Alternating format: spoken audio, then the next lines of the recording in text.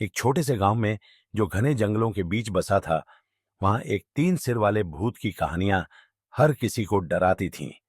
हर रात जंगल से अजीब अजीब आवाजें आती और धीरे धीरे गांव की महिलाएं गायब होने लगीं।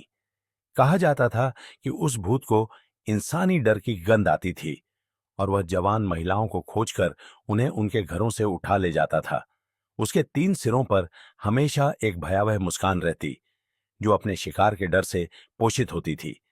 गांव के बुजुर्गों ने सबको चेतावनी दी कि रात को घर से बाहर न निकले, लेकिन उनकी सारी कोशिशों के बावजूद भूत का आतंक जारी रहा। गांव का माहौल खौफ से भरा हुआ था, जैसे हर कोने में एक अदृश्य डर फैला हुआ हो।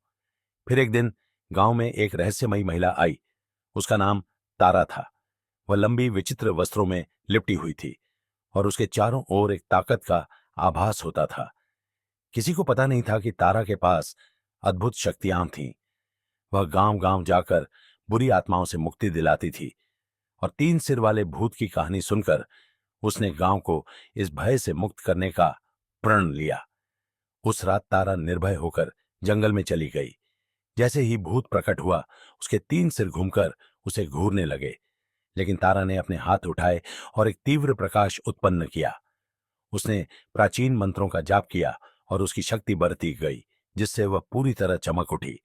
भूत चीखा और भागने की कोशिश की, पर तारा के प्रकाश ने उसे घेर लिया। तीनों सिर दर्द से चिल्ला उठे।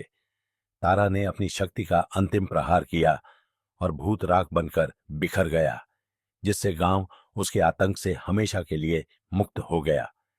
गांव वालों ने तारा को अपने रक्षक के रूप में पूजना शुरू कर दिया। उस दिन के बाद कभी किसी भूत ने उस गांव में आने की हिम्मत नहीं की।